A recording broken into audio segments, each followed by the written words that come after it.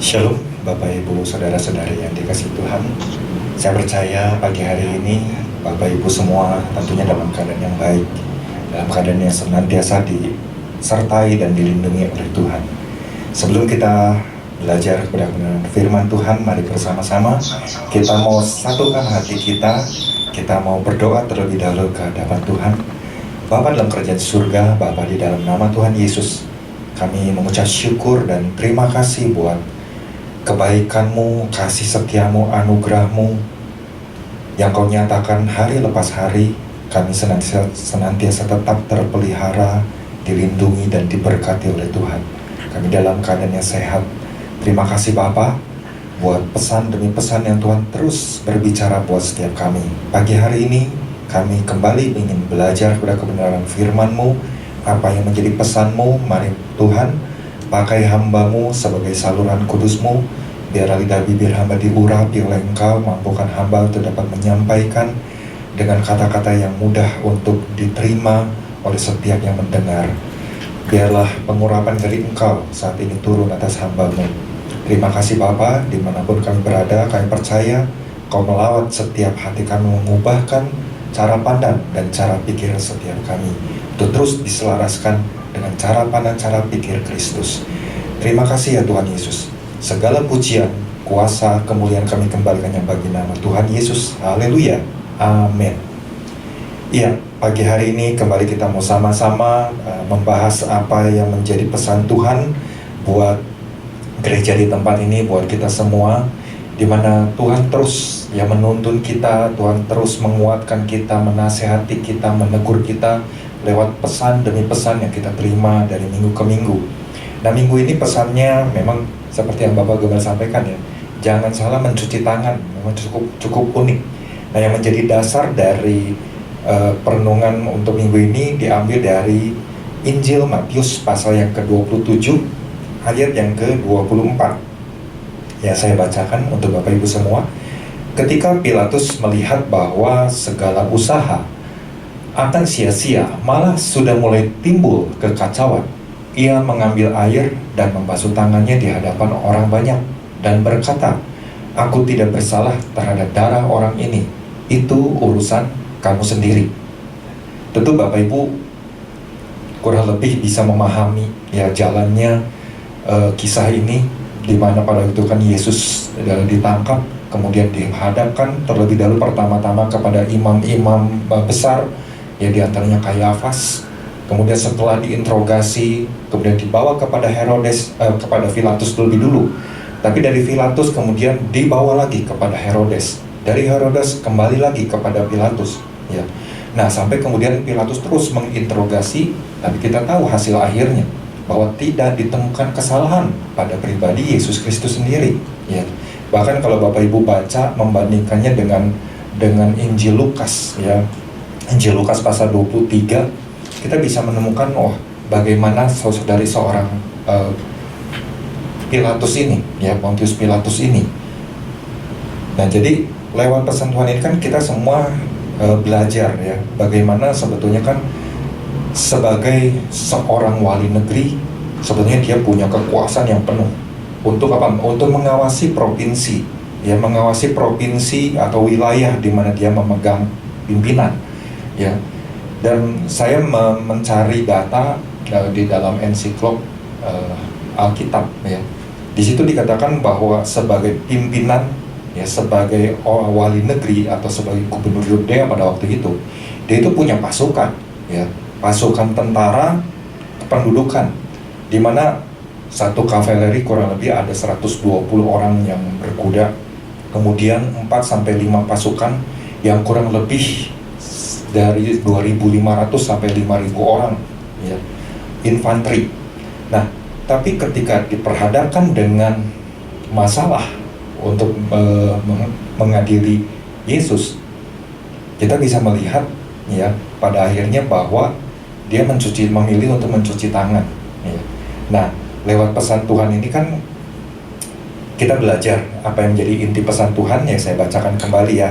Ini ada di dalam warta jemaat, tapi ada di dalam aplikasi RDMB. Ya, nanti Bapak Ibu kembali bisa membaca dan merenungkan. Nah, di sini dikatakan Tuhan menghendaki kita umatnya untuk menyadari bahwa ada tanggung jawab besar yang sedang dipercayakan Tuhan atas kita, yang harus kita jaga dan pelihara dengan baik seperti yang Tuhan kehendaki. Namun seringkali kita abaikan. Gagalnya umat Tuhan bertanggung jawab atas apa yang Tuhan percayakan atau dalam menjaga apa yang dipercayakan tentu akan menimbulkan kerusakan-kerusakan yang tidak semestinya, bahkan kerusakan yang bisa menjadi semakin luas. Nah, Tuhan juga kan menghendaki kita sebagai orang-orang percaya, ayo jangan menjadi orang yang tidak peduli, ya, tidak punya empati, ya, tidak punya simpati seperti itu. Tapi mari kita perhatikan apa yang hari-hari ini sedang terjadi, mungkin yang ada di sekitar kita, di wilayah kita, di kota kita, di bangsa kita, ya bahkan mungkin di berbagai belahan dunia.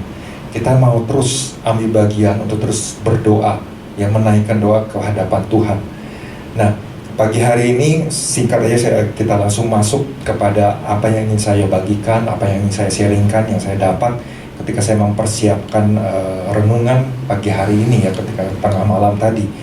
Nah, ada dua hal yang bisa saya sharingkan berkaitan dengan pesan Tuhan ini, ya. Hal-hal apa yang harus kita perhatikan supaya kita tidak menjadi seperti seorang Pontius Pilatus yang akhirnya memilih untuk mencuci tangan, tanda bahwa ia melepaskan tanggung jawabnya. Jadi ini memang sedang berbicara tentang jangan sampai kita melepaskan tanggung jawab, ya, dari apa yang Tuhan percayakan kepada kita, baik yang saat ini sudah Tuhan percayakan atau mungkin yang nanti akan Tuhan percayakan, ya. Nah, kita belajar, jadi kita mulai mempersiapkan diri dan kita mulai mengoreksi diri kita masing-masing. Nah, yang saya renungkan dari pesan Tuhan minggu ini, yang pertama, jangan menjadi orang percaya, jangan menjadi orang percaya yang tidak memiliki pendirian teguh untuk berpegang pada kebenaran. Ya, saya ulang, jangan menjadi orang percaya yang tidak memiliki pendirian yang teguh untuk berpegang pada kebenaran. Ya, tentunya dalam hal ini firman Tuhan. Ya. Setiap hari kita terima, ya, kita belajar firman Tuhan dari apa yang disampaikan oleh hamba-hamba Tuhan di tempat ini.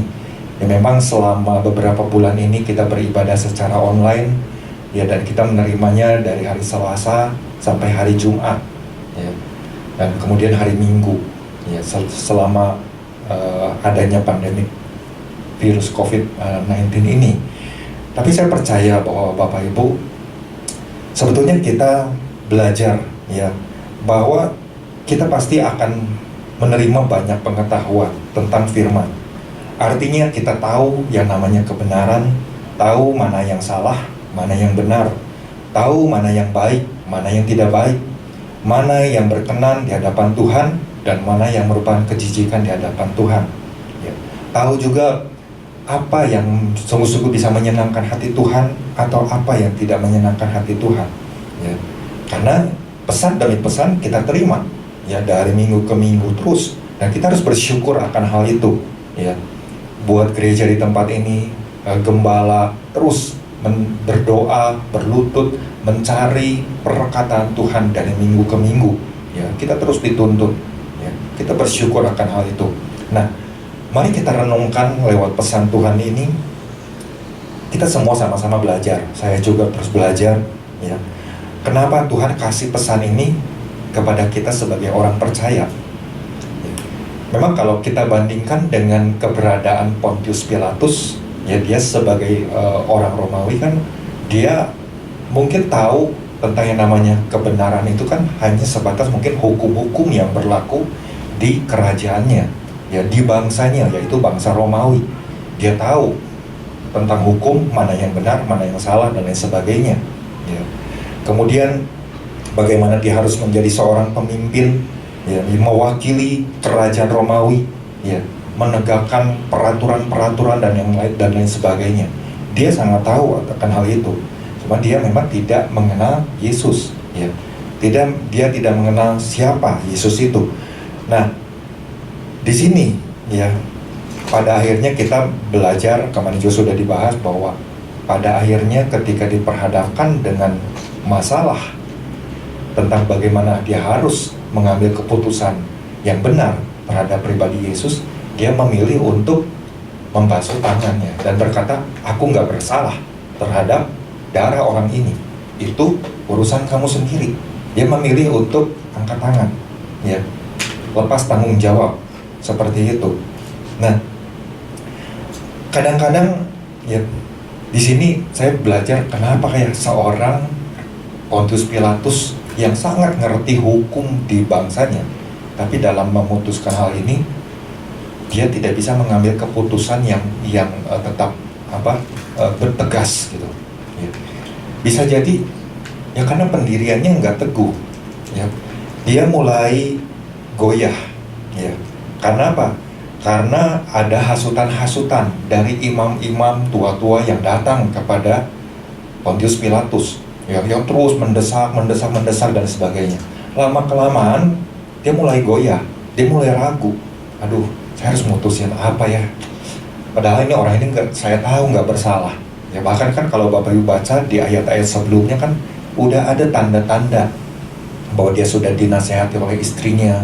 Ya istrinya itu begitu gelisah karena ada mimpi yang datang supaya dia jangan turut campur dengan masalah orang ini, dikatakan seperti itu. Tapi ya dia menjadi bimbang, ya ada berbagai hal yang terjadi pada waktu itu, dan mungkin menurut pandangan dia karena melihat mungkin ya dengan kasat mata, aduh timbul nih sepertinya akan terjadi kekacauan di bangsa ini, ya di negeri ini. Padahal kalau yang namanya ya bangsa Romawi ini kan di dalam menghadirkan kerajaan untuk menegakkan peraturan dan hukum dan sebagainya itu sangat-sangat tegas sekali, dan orang begitu takut, ya orang akan ya nurut aja seperti itu, tapi dia tidak bisa mengatasi situasi yang seperti ini, ya. Nah kita kadang-kadang juga sering mengalami kondisi yang seperti itu sebagai orang percaya, ya. Ketika diperhadapkan dengan sebuah situasi atau keadaan, kadang-kadang kita suka jadi bingung, aduh harus memutuskan apa ya. Kita jadi nggak tahu harus mengambil tindakan apa, ragu untuk ambil keputusan, padahal kita tahu mana yang benar. Mudah untuk terpengaruh dengan keadaan yang ada atau situasi yang ada. Nah, ketika saya renungkan hal ini, saya jadi belajar, ya. Saya belajar dari beberapa tokoh. Ada banyak tokoh di dalam Alkitab yang mengajarkan kita bagaimana supaya kita menjadi orang yang tidak salah untuk mencuci tangan, tapi benar di dalam mencuci tangan, ya. Saya belajar dari tokoh di Alkitab seperti Sadrah, Mesah, Abednego, ya. Mereka punya keteguhan hati, punya prinsip untuk terus berpegang kepada kebenaran, ya. Sekalipun ancaman mereka terima datang pada mereka, tapi mereka tidak takut, mereka berani mengambil risiko apapun. Nah ini yang luar biasa, ya. Mereka nggak goyah, ya. Daniel juga, ya. Daniel ketika orang-orang mencari kesalahan apa yang mungkin ada pada Daniel, orang-orang nggak temukan tuh yang namanya kesalahan pada pribadi Daniel. Oh ternyata cuma mungkin dalam hal dia punya keintiman sama Tuhannya, berdoa, memuji, menyembah Tuhannya, ya jadi dibuatlah aturan-aturan seperti itu hanya untuk tujuan supaya Daniel bisa dihukum, ya. Tapi Daniel nggak takut, Daniel punya prinsip kebenaran, dia tetap punya pendirian yang teguh, tidak goyah, ya meskipun ada aturan keluar yang baru, ya, tapi dia tetap melakukan sebagaimana, ya, yang dia lakukan seperti biasanya. Itu kan luar biasa. Yusuf ketika dia ada di rumah Potifar, dia diberikan tanggung jawab, ya, diberi kuasa dalam rumah Potifar atas segala milik, ya, segala milik dari Potifar ini. Tapi kita bisa melihat bagaimana ketika dia bisa bertanggung jawab, ya, melakukan tugasnya dengan baik. Bahkan sekalipun dia harus mengalami fitnahan karena terus dibujuk, dirayu oleh istrinya Potifar, ya. Kalau pada saat itu dia nggak mau ambil resiko, ya kalau gitu aman aja lah, ya berarti pada saat itu Yesus lagi melepaskan ya tanggung jawab. Dia mencuci tangan dengan cara yang salah, tapi dia tahu bagaimana dia punya keteguhan hatinya. Dia harus tetap berpegang pada kebenaran firman ya.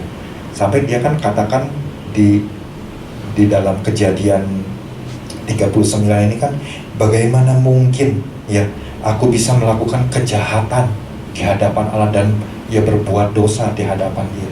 Itu kan sebuah prinsip yang harus dia pegang seumur hidup dia ya. Dia tidak mencuci tangan dengan cara yang salah, tapi dia mencuci tangan dengan cara yang benar ya. Ini luar biasa sekali ya. Jadi dia benar-benar bertanggung jawab tuh kepada siapa? Kepada Tuhan ya.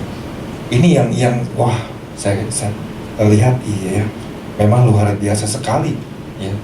Sebagai seorang anak muda ya, mungkin pengalamannya juga belum terlalu banyak, tapi dia punya keteguhan hati ya untuk terus berpegang pada kebenaran firman ya. Nah, yang menjadi dasarnya sebenarnya simpel ya. Saudara Marbun waktu hari Selasa juga sudah sampaikan ayat ini. Itu kan ada di dalam Matius 5 ayat 37. Dikatakan, jika ya, hendaklah kamu katakan ya, jika tidak, hendaklah kamu katakan tidak. Mungkin ini hal yang dipegang oleh orang-orang muda seperti ini ya. Jadi kalau mereka tahu yang benar ya, kalau ya, kalau tidak ya tidak, lempeng aja gitu, simple gitu ya. Apapun resikonya mereka siap untuk menanggungnya.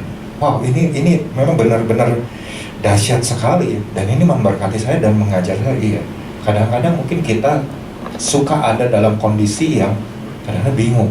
Aduh, harus memutusin apa ya? Aduh, kalau ada dalam kondisi gini, kadang-kadang kita udahlah, lebih baik jangan ambil pusing, lebih baik lepaskan aja, lebih baik cari aman aja. Ya, kadang-kadang seperti itu. Nah, karenanya yuk mari kita sama-sama sebagai orang percaya, tentunya kita mau hidup kita terus berjalan di dalam kebenaran firman. Karenanya tetap kita harus punya prinsip untuk memiliki keteguhan ya, pendirian yang teguh, berpegang kepada kebenaran firman Tuhan ya. Karena firman Tuhan hari lepas hari terus mengajar kita, betul? Firman Tuhan terus mengubahkan cara pandang, cara pikir kita. Nah, itu yang pertama.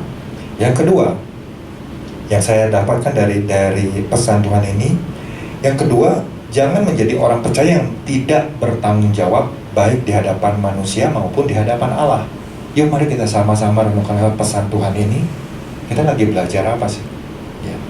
Lewat tokoh dari Pontius Pilatus ini, kita lagi diajar apa? Gitu. Ya. Ini kan masalah tanggung jawab.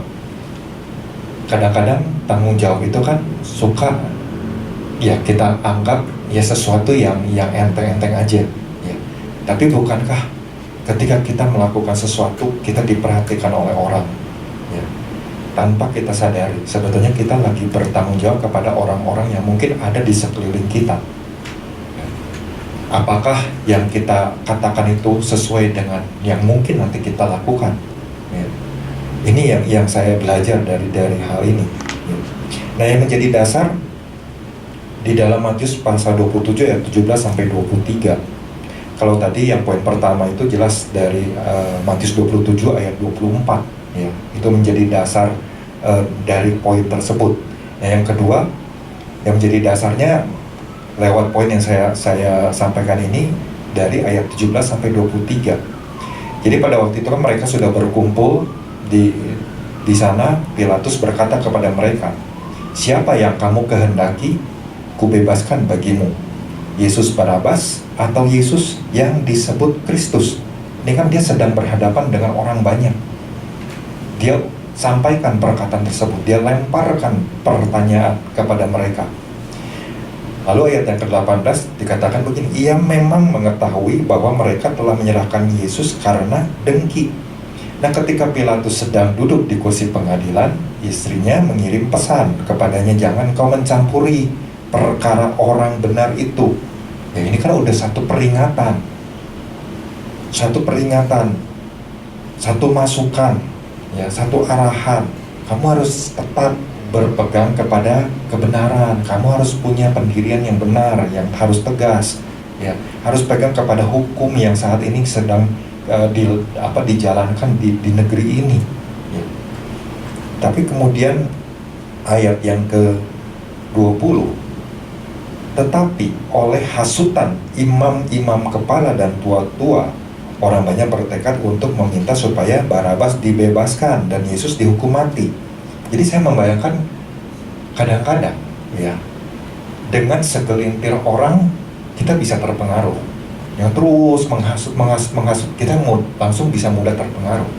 Padahal dia adalah orang yang punya kekuasaan, ya, dia punya kuasa yang penuh, ya. Kalau dia berpegang kepada hukum dari bangsanya sendiri, dia tahu, wah, ini ada orang-orang yang mencoba untuk menghasut nih, ya. Sedangkan dia udah interogasi, dia selidiki bahwa Yesus enggak salah, tapi mereka lakukan itu karena mereka dengki, ya. Seharusnya kan dia bisa ambil keputusan yang benar. Dia bisa berbalik, mungkin menginterogasi orang-orang yang menghasut ini, ya, apa tujuannya dan lain sebagainya, sampai dia bisa mengambil satu keputusan yang benar. Tapi itu tidak dia lakukan, ya, sayangnya tidak dia lakukan, ya. Wali negeri menjawab dan berkata kepada mereka, siapa di antara kedua orang itu yang kamu kehendaki ku bebaskan bagimu? Kata mereka, Barabas. Jadi saya membayangkan apakah semua orang yang ada mungkin di lapangan di sana berkata Barabas? Mungkin enggak. Mungkin yang di sini ada, di sana ada. Cuma segelintir orang yang mungkin, ya, ini kan hanya dalam gambaran saya. Mungkin imam-imam ini sudah menghasut mereka, menyuap mereka. Kamu di sini, kamu di sini, di sini. Nanti teriakin begini ya semua. Jadi supaya mereka ikut. Kadang-kadang kan kalau dalam kelompok orang banyak, yang lain mungkin nggak ngerti, ya udah ikut-ikutan aja. Ya. Sehingga yang timbul di dalam pikiran Pontius Pilatus pada waktu itu, wah, ini udah mulai kacau nih. Ya, kalau gitu apa ya? Saya harus gimana ya? Nah, ini kan sebetulnya berbicara tentang bagaimana kita bertanggung jawab kepada orang-orang yang ada di sana, tapi juga tanpa kita sadari lewat pesan ini kita kan sebagai orang percaya, betul? Sebagai orang percaya kita tentu harus bertanggung jawab juga kepada Tuhan. Ya. Jadi di sini kita bisa melihat, ya, bahwa ternyata tabiat dari seorang Pontius Pilatus ini, ya, dia punya tabiat yang kasar, keras kepala, wataknya itu pendendam, pemarah. Dia juga orang yang ternyata suka terima suap, ya. Itu menurut catatan dari ensiklop Alkitab masa kini, ya. Jadi saya baca ada tulisan-tulisan tentang siapa sih Pontius Pilatus ini, latar belakangnya seperti apa, seperti ini. Jadi kalau dia bertindak itu selalu tindakannya itu didorong dengan kedengkian. Kemudian kalau dia mau melakukan pembunuhan itu dia lakukan secara keji tanpa lewat pengadilan. Dan yang paling menyakiti hati dari orang Yahudi ini, ya, banyak yang diperbuat oleh Pontius Pilatus, ya. Itu menurut penyelidikan, gitu ya. Dan ternyata ada delegasi, ya, suatu delegasi dari Samaria menyampaikan ini, ya, menyampaikan hal ini kepada salah satu gubernur pada waktu itu, ya, di satu wilayah, sehingga diadukanlah kepada kerajaan Romawi. Sehingga pada waktu itu Pontius Pilatus ditarik, digantikan oleh orang yang namanya Marcellus, ya. Ini menurut catatannya seperti itu. Dan pada akhirnya kemudian di dalam perjalanan, mungkin karena perjalanan yang cukup jauh, ya, mungkin dari Yerusalem kembali ke negerinya, mungkin memakan waktu lama, dia diadili, ya, dia mungkin diinterogasi, diselidiki, dan sampai kemudian memang keputusan pengadilan tidak diketahui seperti apa hasilnya, ya. Tapi menurut catatan dari seseorang yang namanya Eusebius, ya, mungkin dia seorang penulis mungkin, ya. Jadi ada laporan, ya, ada laporan dari seorang ahli sejarah Yunani yang tidak diketahui namanya, mencatat bahwa pada akhirnya ini seorang Pontius Pilatus dipaksa untuk bunuh diri, ya, dipaksa untuk bunuh diri di waktu pemerintahan Gaius, seperti itu, ya. Akhir hidupnya dari Pontius Pilatus itu seperti itu. Jadi ya nggak tahu ya, mungkin penyelidikannya seperti apa. Tapi inilah ya resiko yang mungkin pada waktu itu Pontius Pilatus berpikir aman-aman aja, saya bertindak begini, tapi ternyata pada akhir hidupnya dia mengalami sesuatu yang mungkin tidak enak, ya, seperti itu. Nah, dari sini saya juga belajar dari ya peristiwa-peristiwa di dalam Alkitab. Salah satunya kita ingat kisah tentang 12 pengintai, ya, di mana 10 orang ini kan menghasut, ya. 12 orang pengintai pergi ke satu wilayah yang sama, kemudian kembali melaporkan hal yang sama, tapi 10 orang ini kemudian menambahkan, ada embel-embelnya di belakang, ya. Wah, begini, udahlah lebih baik begini, ya. Dari situ saya bilang, iya, ini 10 orang ini sebetulnya sedang mencuci tangan dengan cara yang salah. Mereka dipilih, ya, ketika Tuhan berfirman kepada Musa, pilih 12 orang. Artinya kan mereka sebenarnya lagi terima tugas. Mereka terima sebuah tanggung jawab. Mereka lakukan itu nggak? Oh iya, mereka lakukan itu. Mereka pergi, kemudian mereka pulang bawa hasil yang mereka laporkan, tapi kemudian mereka tambahkan, ya. Wah, ada orang enak lah, orang yang biasa suka makan manusia, kita itu seperti belalang. Wah, kita itu apa lah? Udahlah, jangan macam-macam. Memang negeri itu berlimpah susu dan madu, mereka katakan seperti itu, ya. Tapi lewat hasutan mereka, ya bagaimana bangsa yang besar ini kemudian mereka menangis, ya. Mereka seolah-olah menyalahkan kenapa gitu Tuhan tuh sampai membawa mereka tuh seperti ini, ya. Itu kan artinya dari situ timbul kerusakan, ya. Ada kerusakan yang terjadi di berbagai sisi di dalam kehidupan manusia, ya. Karena apa? Karena mereka ya cuma asal berkata seperti itu, asal bertindak seperti itu, tapi lupa bagaimana tanggung jawab mereka kepada orang-orang, ya. Mereka melupakan hal tersebut. Kemudian, nah, Pontius Pilatus juga mungkin seperti itu. Ketika datang hasutan imam-imam, ya mungkin dia berpikir, ya udahlah, asal kalian senang, ya, asal Bapak senang, ya udah, aku ikuti aja, ya. Mungkin, ya, dalam pikiran saya mungkin aja, karena tadi kan dikatakan dalam hasil penyelidikan bahwa Pontius Pilatus itu suka terima suap. Nah, mungkin aja kan, kita nggak tahu, mungkin aja imam-imam itu kasih suap. Udah, pokoknya kamu putusin. Nah, akhirnya seperti itu, mungkin, ya. Itu kan baru dalam pikiran saya. Tapi di sini kenapa seorang Rasul Paulus bisa berpikir seperti itu? Ya bisa aja, ya. Dia berpikir, ya udahlah, asal kalian senang aja lah, ya silahkan kalian pilih sendiri, ya. Sehingga dia pilih, ya udah, saya pokoknya basuh tangan, saya nggak merasa bersalah terhadap orang ini, ya. Nah, kemudian ada juga, ya, kita belajar dari tokoh yang namanya Saul, ya. Saul diberikan tanggung jawab, tapi dia tidak melaksanakan dengan benar. Kita juga belajar pada tokoh di dalam Perjanjian Baru, murid Kristus, Yudas. Yudas kan dia tahu dia sudah mencuci tangan dengan cara yang salah.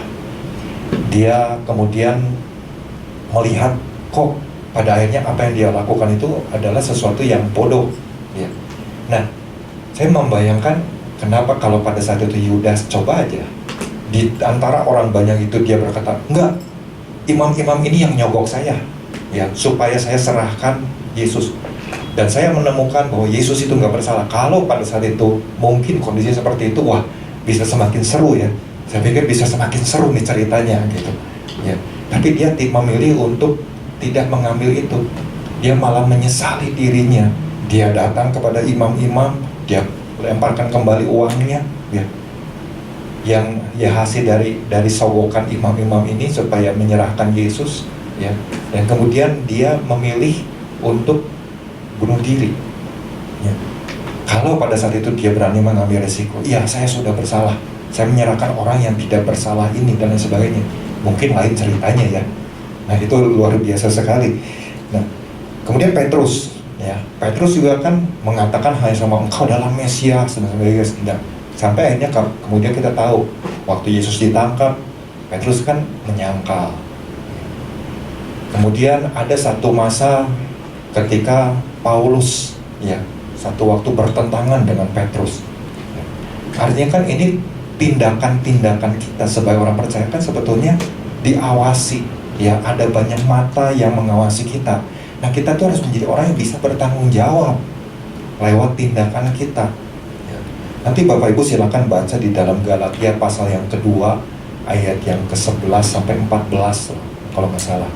Ya bagaimana sikap dari seorang Petrus yang seolah-olah dia kayak lupa dengan tanggung jawab dia sebagai orang percaya, sebagai seorang rasul. Dan Rasul Paulus pribadi yang sangat luar biasa, sangat tegas.